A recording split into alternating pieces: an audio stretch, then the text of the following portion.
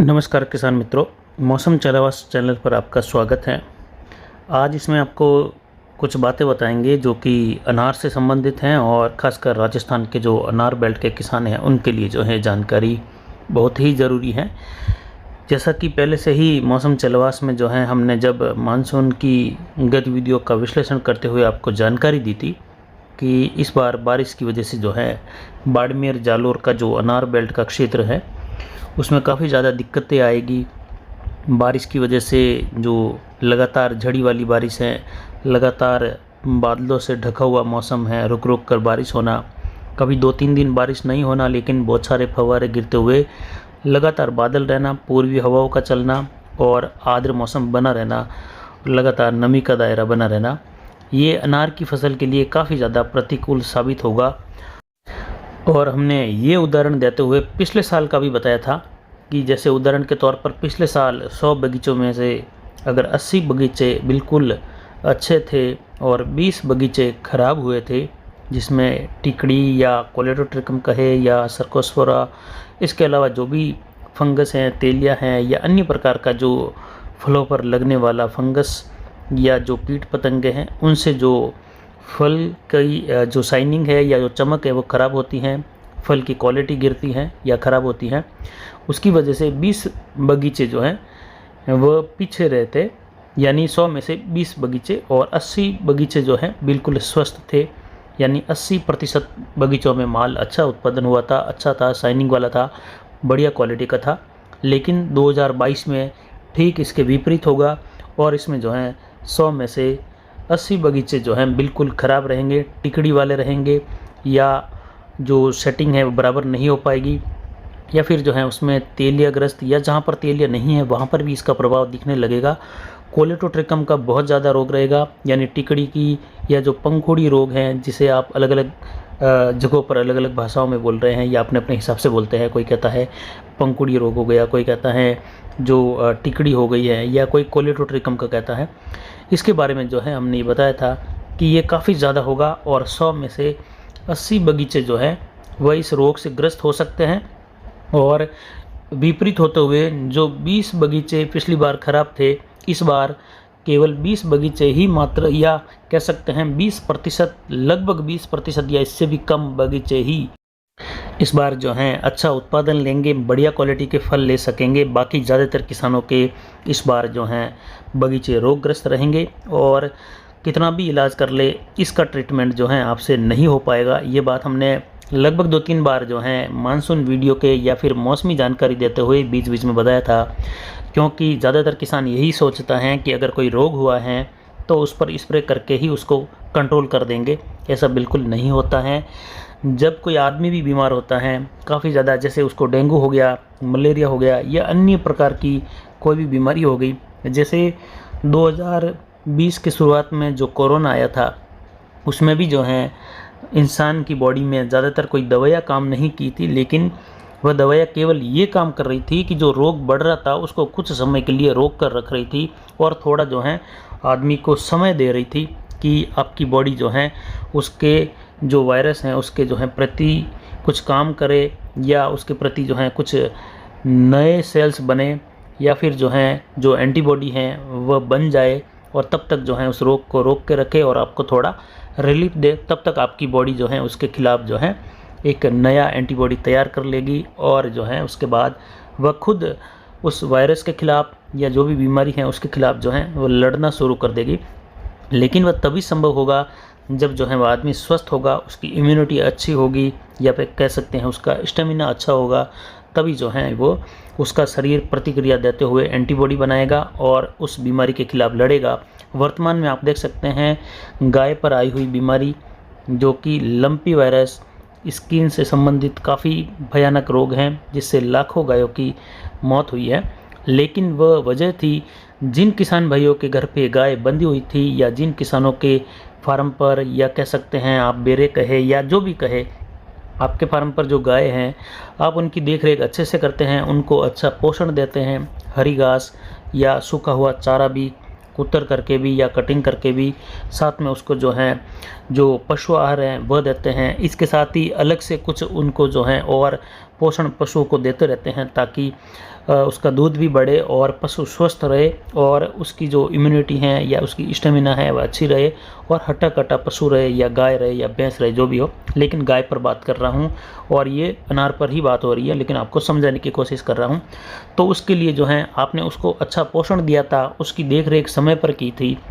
इसीलिए जिनके फार्म पर भी गाय थी लगभग 90% किसानों की गाय जो है बिल्कुल स्वस्थ हो गई। जिनको भी लंपी वायरस हुआ था वह स्वस्थ हो गई, क्योंकि उसमें जो है एक ताकत थी, स्टेमिना था, उसकी इम्यूनिटी अच्छी थी। इसीलिए जो है वह कुछ कमज़ोर हुई, लेकिन कमज़ोर होते होते वह शरीर जो है लगभग ऐसा मान लीजिए 30% कमज़ोर हुआ, लेकिन 70% या 50% कमज़ोर हुआ और 50% उसका शरीर जो है उसका साथ देने लगा फिर। और तब तक उसकी जो है एंटीबॉडी भी तैयार हुई, उस वायरस के खिलाफ काम करने लगी। ऐसा नहीं कि जो दवाइयाँ या ट्रीटमेंट दिया गया या जो इंजेक्शन दिए गए उससे गाय बची है, उससे नहीं, उससे केवल थोड़ा राहत मिली है, वायरस को थोड़ा रोकने का समय मिला है। लेकिन आखिर में जाकर इंसान के, पशु के या अन्य किसी जीव में कोई बीमारी के खिलाफ अगर लड़ता है तो केवल जो है शरीर में बना हुआ खुद का स्टेमिना या कह सकते हैं खुद की बनी हुई एंटीबॉडी ही उसके खिलाफ काम करेगी। तभी उस रोग से या उस वायरस से या उस बैक्टीरिया से या उस बीमारी से जो है निजात मिलती है। इंजेक्शन या मेडिकल ट्रीटमेंट केवल उसको कुछ समय के लिए रोक कर रखने के लिए, साथ ही जो है जो घाव होते हैं या जो फोड़े फुंसी हो रहे हैं पशुओं पर, गाय पर, उसको केवल अपन कुछ मलहम लगाकर उसको रोकते हैं ताकि इन्फेक्शन बाहर ज़्यादा ना फैले, न ही कोई मक्खी वहाँ पर आए या न कोई उस पर कीड़े पैदा हो। इसलिए अपन उसकी साफ़ सफाई बाहर से रखते हैं ताकि तब तक पशु का शरीर खुद संभल जाए और उसके प्रति काम करने लग जाए और बीमारी से राहत मिले।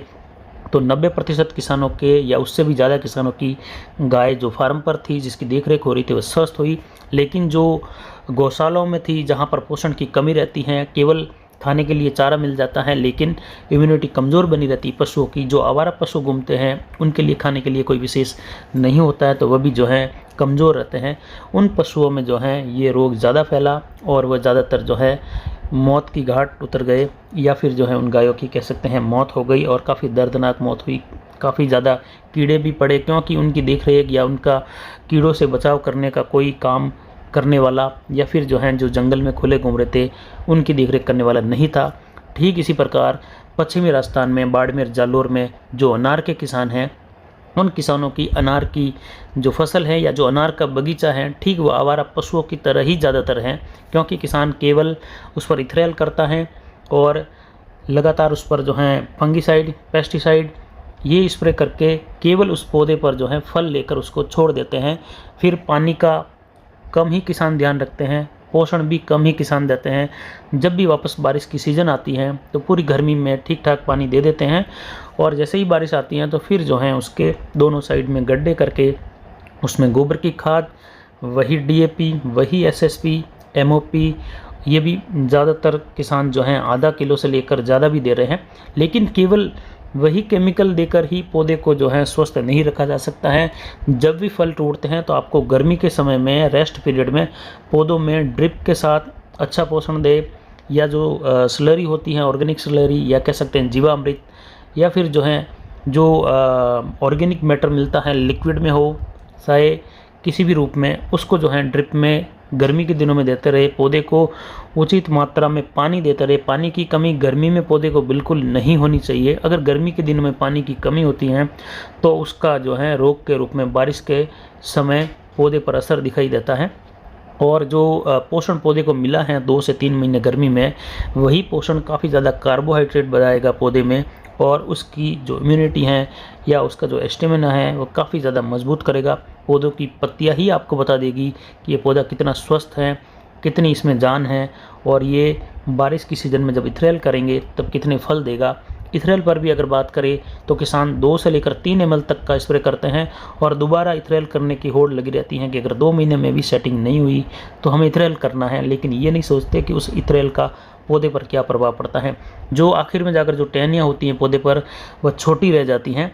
बारीक बारीक पत्तियाँ आती है, वह ज़्यादा हार्ड पेस्टिसाइड जो आपने पिछले 2-3 सालों में यूज़ किए हैं बार बार जो है उस पर इथ्रेल का या फिर एक ही बार में इथ्रेल ज़्यादा मात्रा में देना, ये वो आखिरी टहनियों पर जो है प्रभाव दिखाई देता है, जिससे जो है ज़्यादातर किसान उसमें नीमाटोड की बीमारी समझते हैं। अगर उसमें आखिर में नीमाटोड है तो फिर बाकी बचे हुए टहनियों पर हरी पत्तियाँ या अच्छे फल आना वह फिर क्यों आ रहे हैं, तो ये भी जो है स्प्रे का है। साथ ही अगर पौधे में आप पोषण सही से नहीं दे रहे हैं तो आने वाले समय में बराबर सेटिंग भी नहीं हो पाएगी। इसलिए गर्मी में रेस्ट पीरियड में किया गया कार्य सबसे ज़्यादा उपयुक्त रहता है। और उसके बाद क्योंकि उस समय धूप काफ़ी ज़्यादा मिलती है पौधे को, और उस समय मिली हुई धूप और उसके बाद पौधे में दिया गया स्ट्रेस महत्वपूर्ण होता है, क्योंकि स्ट्रेस के समय पत्तियाँ नेचुरली गिरने लगती हैं, और नेचुरली पत्तियाँ गिरने पर जो हैं जो तने होते हैं नीचे से ऊपर तक के, उन पे सीधी धूप गिरती हैं। और उस पर अगर कोई फंगस भी होता है तो मई और जून महीने की धूप में वह फंगस या वायरस वह ख़त्म होता है और पौधा रोग से रहित होने लगता है, और लगभग 50% या 60% तक पत्तियाँ उस पर बचती हैं। तो उस पर आप आधा ml से भी अगर इथरेल करेंगे तो पत्तियाँ झड़ जाएगी। और कई बार ऐसा भी होता है जब 90% तक पत्तियाँ झड़ जाती हैं 10 से लेकर 20 दिनों के जो रेस्ट पीरियड के समय जो दिया गया पौधे को स्ट्रेस है उस दौरान, तो उसमें इथरेल केवल जो है 1000 लीटर पानी में अगर आप जो इथरेल हैं वह अगर आप 200 से 250 ml भी डालेंगे तो भी पूरी पत्तियाँ बची हुई गिर जाएगी। और नहीं भी डालेंगे, इथरेल नहीं भी करेंगे तो भी चलेगा। जब भी पहला पानी मिलेगा पौधे की पत्तियाँ निकलने लगेगी, शूट कम निकलेंगे और अच्छी फ्लोरिंग उस दौरान देखने को मिलती हैं। लेकिन जब बारिश के बीच में जाते हैं अगस्त के बाद, तो उसमें कुछ परेशानियां भी आती हैं जो कि आपके गर्मी में किए गए कार्यों का वहाँ पर जो है पौधे बखान करते हैं कि आपने उसमें क्या काम किया है। तो आज मैंने ग्रुप में देखा है, अनार के अलग अलग ग्रुप में काफ़ी ज़्यादा ये चर्चा हो रही थी, जिसमें कई किसान बोल रहे थे कि हमें इसका ट्रीटमेंट बताओ, उसका ट्रीटमेंट बताओ। इसका ट्रीटमेंट केवल बताया जाएगा तो आपको केवल और केवल स्प्रे बताया जाएगा, और स्प्रे से ये बीमारी रुकेगी नहीं, ये आप लिख कर ले सकते हैं, बिल्कुल नहीं रुकेगी। जो बीमारी आ गई हैं वह फलों पर रहेगी। ज़्यादा फल हैं ऐसे तो उनको तोड़कर बाहर लेकर जला दे। नए फूल जो भी आएंगे इस समय ठंडे मौसम में वह फंगस को कंट्रोल करते हुए आएंगे, क्योंकि तब तक पौधे की कुछ जड़ें जो हैं अब राहत महसूस करेगी। जो पानी गिर रहा था लगातार वह पानी मिट्टी में कुछ कम होने लगेगा, कुछ रूट को जो है जगह मिलेगी पोषण लेने के लिए। जब तक नीचे मिट्टी में पानी रहेगा, ज़्यादा नमी रहेगी, ऊपर धूप रहेगी, तब तक पौधा पोषण नहीं लेगा। अगर फूल आएंगे भी तो भी जो है वह गिर जाएंगे, या फिर उसमें जो है टिकड़ी लगेगी, या कह सकते हैं कोलेटोट्रिकम का प्रभाव देखने को मिलेगा। तो इसीलिए अब धूप जो है काफ़ी दिनों से हैं, तो अब जड़ पर आपको ध्यान देना होता है, क्योंकि ज़्यादातर किसान जड़ में बिल्कुल ही ध्यान नहीं देते हैं। क्योंकि जड़ इस समय जो सफ़ेद या वाइट रूट कहते हैं वह आगे से भी जो है पीली या फिर काली पड़ के कुछ गल रही होती हैं, जो कि ड्रिप के अंदर अगर आप उस दौरान ट्राइकोडर्मा विरिडी का प्रयोग करते हैं बारिश की सीज़न में, या उसके बाद साथ ही सुडोमोनास, फैसिलोमेसिस, या फिर जो है उस दौरान आप अगर जो कॉपर सल्फेट आता है प्योर अगर 98% वाला लाकर उसको ड्रिप में भी छोड़ते हैं तो भी जो है ड्रिप में जो फंगस है वो कंट्रोल होगा। और अगर आप गर्मी की सीज़न से ही ट्राइकोडर्मा विरिडी का प्रयोग करते आ रहे हैं एक एक महीने में ड्रिप में, साथ में जो गोबर डालते हैं उसमें गर्मी के दौरान ट्राइकोडर्मा विरिडी मिलाकर आप उसको पहले से ही कंपोस्ट के रूप में बनाकर रखते हैं और उसको तैयार करके रखते हैं और वही गोबर आप डालते हैं, तो जड़ों में दिक्कत नहीं आएगी और पौधा आने वाले समय में जो है सही से विकसित होगा, फूल निकालेगा, ये रोग भी नहीं आएगा। ये रोग केवल और केवल आपके द्वारा किए गए गर्मी के कार्यों को बता रहा है कि आपने कितना उस दौरान पौधों में काम किया है, कैसे पानी दिया है, बीच में कभी स्ट्रेस दिया, कभी छोड़ दिया, कभी पानी मिला तो दिया, कभी नहीं मिला तो छोड़ दिया। तो ये पौधे में जो एक उस दौरान जो कमज़ोरी आ जाती हैं वो कमज़ोरी हैं। गर्मी की सीज़न के बाद बारिश की सीज़न में जब तक नई रूट डेवलप होती हैं, पौधा थोड़ा स्ट्रांग होने लगता है, उससे पहले आप इथरेल कर देते हैं, एक और बोझ पौधे पर डाल देते हैं। उसके बाद फूल निकलते हैं लेकिन जड़ से बराबर पोषण नहीं निकलता है। तो जो फंगस बारिश के समय में वैसे ही ये तो हर साल होता ही है, हर जगह होता ही है, लेकिन जो पौधे का स्टेमिना है या जो उसका पौधे का जो एंटीबॉडी हैं जो फंगस या किसी बीमारी के खिलाफ लड़ती हैं वो कमज़ोर हैं, और जो फंगस हैं वो ज़्यादा तेज़ी से जो है उस पर अपना अधिकार या उसको खा रहा है, लेकिन उसकी नई सेल्स कम बन रही हैं, इसलिए ये रोग ज़्यादा फैलता है। लेकिन जब फंगस अटैक करता है उससे ज़्यादा जो है पौधा खुद उसके प्रति जो है काम करता है, उसकी एंटीबॉडी बनती हैं या उसका स्टेमिना होता है, उसकी इम्यूनिटी होती है, वो काम करती है। तो जितने सेल्स फंगस ख़राब करेगा उससे ज़्यादा नए सेल्स बनते हैं पौधे में, तो टिकड़ी भी नहीं आती हैं। कुल मिलाकर पौधे के पोषण पर और पानी पर अगर ध्यान देता है किसान तो ये रोग पहले से ही नहीं आएगा।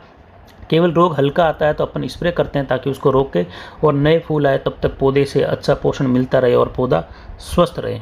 यानी इतने बड़े वीडियो के दौरान कही गई बातों को आप समझेंगे, क्योंकि मैं इसमें ट्रीटमेंट नहीं बता रहा हूँ। ट्रीटमेंट केवल और केवल जो हैं एक पौधे के जो आए हुए रोग हैं उसको कुछ रोकने और पौधे को समय देने के लिए होता है, न कि जड़ से ख़त्म करने के लिए। क्योंकि जड़ से अगर ख़त्म होता है रोग तो अगली साल उस पौधे पर दोबारा टिकड़ी आनी ही नहीं चाहिए। अगर आती हैं इसका मतलब पौधे की जड़ें कमज़ोर हैं, पौधे का जो लीवर कह सकते हैं, जो मिट्टी का एरिया है वह जो है बिल्कुल ही पौधे के अनुकूल नहीं है, जड़ें स्वस्थ नहीं है। जब तक जड़ स्वस्थ नहीं होगी तब तक पौधा बिल्कुल ही ख़राब रहेगा। कितना ही आप स्प्रे कर ले कंट्रोल नहीं होगा। तो किसान भाइयों से सलाह है कि आप महंगे महंगे स्प्रे नहीं करें,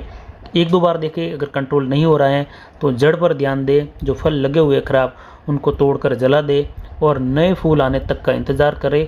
ऐसे ही आप केवल उस पर स्प्रे करके पैसों की बर्बादी नहीं करें कि ये कंट्रोल हो जाएगा और आपका बगीचा जो है कुछ महंगे स्प्रे करने के बाद बिल्कुल स्वस्थ हो जाएगा। ऐसा नहीं है। जैसे ही फल तोड़े का आखिरी कार्य पूरा हो जाता है, गर्मी में बगीचा खाली हो जाता है, उस दौरान जो है आपको पौधे के पोषण पर और पानी पर ध्यान देना पड़ता है। पानी गर्मी के दौरान जितना ज़्यादा दिया जाएगा उतना ही पौधा अच्छा स्वस्थ रहेगा, आने वाले समय में अच्छे फूल निकालेगा, और दिया गया पोषण ही पौधे में कार्बोहाइड्रेट की मात्रा बढ़ाएगा। पत्तियों की जो चौड़ाई होती है वह ज़्यादा से ज़्यादा जो है प्रकाश संश्लेषण का कार्य करके पौधे में एक इम्यूनिटी बनाकर रखेगा, और उसका प्रयोग जो है जब आप इथेनॉल करेंगे तो उस दौरान जो है फूल के रूप में निकालने का काम करेगा। ज़्यादातर ये भी देखा गया है कि इथेनॉल के साथ में जो है जो प्रोपेनोफॉस है उसका स्प्रे किया जाता है, साथ में डाला जाता है, वह भी नहीं डालना चाहिए। उसके अलावा आप अन्य कोई पेस्टिसाइड डाल दे, आपको लग रहा है कि कीट हैं वगैरह हैं, तो बाकी जो है आप इथेनॉल का भी कम से कम मात्रा में प्रयोग करें। क्योंकि अगर आप स्ट्रेस देंगे पौधे में तो आपको जो है ज़रूरत 4 लीटर की जगह 1 लीटर की ही पड़ेगी इथेनॉल की। लेकिन 2 या 3-3 ml तक का स्प्रे करते हैं इथेनॉल का, तो आप पौधे में जो है एक ऐसी प्रक्रिया पैदा कर रहे हैं जो कि पौधा जब आप इथेनॉल करते हैं तो ये एक सुषुप्त या कह सकते हैं निद्रा की अवस्था में पौधा जाता है कुछ समय के लिए। लेकिन ज़्यादा इथेनॉल करेंगे तो क्या होगा, वो कई दिनों तक निद्रा की अवस्था में जाएगा। फिर आप इंतज़ार करेंगे कि फ्लावर अभी तक नहीं आ रहे हैं, अभी तक नहीं आ रहे, तो इथेनॉल का भी ध्यान रखना पड़ता है। और अगर आप इस दौरान अगर टिकड़ी या कोलेडोट्रिकम से प्रभावित हैं या आपके बगीचे प्रभावित हैं तो आपको जो है उसमें जड़ पर कार्य करते हुए, जड़ में कुछ फंगिसाइड का प्रयोग करते हुए, और जो लगे हुए फल हैं उनको तोड़कर बाहर जला दे। जितने भी फूल उसमें ऐसे दिख रहे हैं उनको भी तोड़ दे, और एकदम अच्छे से जो है उस पर ट्राइकोडर्मा विरिडी का प्रयोग करें, हाइड्रोजन पेरोक्साइड का प्रयोग करें उसके पहले, उसके बाद जो है 4-5 दिन बाद ट्राइकोडर्मा विरिडी का प्रयोग करें। यानी जड़ में अगर आप ट्राइकोडर्मा विरिडी देते हैं तो उसमें जड़ में होने वाली समस्या से आपको जो है छुटकारा मिलेगा और पौधा पोषण लेने लगेगा। पौधा पोषण लेगा तो ही जो है पौधे पर लगने वाले फंगस के खिलाफ वो काम करेगा, नहीं तो नीचे से पौधे को कुछ नहीं मिल रहा है। आप केवल स्प्रे से ही सारा कुछ दे रहे हैं और स्प्रे से ही पौधे के ऊपर आप रोग कंट्रोल करना चाहते हैं, तो ऐसा नहीं होगा। क्योंकि उसके लिए तो फिर आपको यही काम करना पड़ेगा जो आप लगातार करते आ रहे हैं कि हर चौथे 5वें दिन केवल और केवल फंगस नाशक स्प्रे करना। क्योंकि कीट तो इतने ज़्यादा होते नहीं हैं, और हो रहे हैं तो उसमें एक बार स्प्रे करने के बाद भी 15-20 दिन आराम मिल जाता है। और जो पोषक तत्व हैं उनकी बात अलग हो जाती है कि आप ड्रिप से या स्प्रे से कर रहे हैं तो उनकी ज़्यादा ज़रूरत नहीं होती है। इस समय आपको लगता भी नहीं है कि ये देवे, क्योंकि आप तो पहले उस टिकड़ी पे लगे हुए हैं या जो कोलेडोट्रिकम है उस पे लगे हुए हैं कि इसको पहले कैसे कंट्रोल करूँ। इसके लिए आप लगभग हर चौथे 5वें दिन भी कई किसानों ने ऐसा बताया कि वो जो है फंगस नाशक का स्प्रे कर रहे हैं, लेकिन फिर भी उसमें आराम नहीं है। जितना ज़्यादा आप फंगस नाशक का 4-4, 5-5 दिन में प्रयोग करेंगे उतना ज़्यादा जो है आने वाले समय में पौधों पर नुकसान देखने को मिलेगा आपको। क्योंकि फंगस नाशक जब भी लेते हैं तो पहले हल्के से ही लेना चाहिए कि उस पर जो है कितना कुछ काम कर रहा है, रोग आ रहा है कि नहीं आ रहा है, निगरानी रखते हुए जैसे ही लग रहा है तो उस पर जो है फिर कुछ बढ़ाकर करना चाहिए। ज़्यादातर देखा गया है कि पहले ही स्प्रे में जो है नेटिवो का स्प्रे कर दिया जाता है, पहले ही स्प्रे में जो है आप काफ़ी महंगे स्प्रे करते हैं, तो उसके बाद जो है आपके पास रोग को कंट्रोल करने के लिए बचता ही क्या है। हल्के तो मेनकोजेब कार्बेंडाजिम तो इतना प्रयोग फिर जो है आप कर ही चुके होते हैं पहले। इसीलिए पौधे को इस प्रकार का पोषण दे, इस प्रकार से स्वस्थ रखे उसकी जड़ों से कि आपको जो है ज़्यादा महंगे स्प्रे की ज़रूरत ही न पड़े। यानी आप नॉर्मली जैसे प्रोपिनेब है या उसके अलावा आप देखें तो जो कार्बेंडाजिम प्लस मेनकोजेब हैं, इसके अलावा प्रोपिकोनाजोल हो गया या फिर जो है टेबुकोनाजोल प्लस सल्फ़र हो गया। इसके अलावा भी जो है टेबुकोनाजोल 25% भी आता है, हेक्साकोनाजोल हो गया। इस प्रकार सामान्य रूप से जो सामान्य चलने वाले स्प्रे, इससे भी आप कंट्रोल कर सकते हैं। तो फिलहाल आगे और चर्चा करेंगे कभी। अभी की जानकारी के लिए इतना ही। आगे की जानकारी के लिए बने रहे हमारे चैनल पर। नमस्कार, जय हिंद, जय भारत।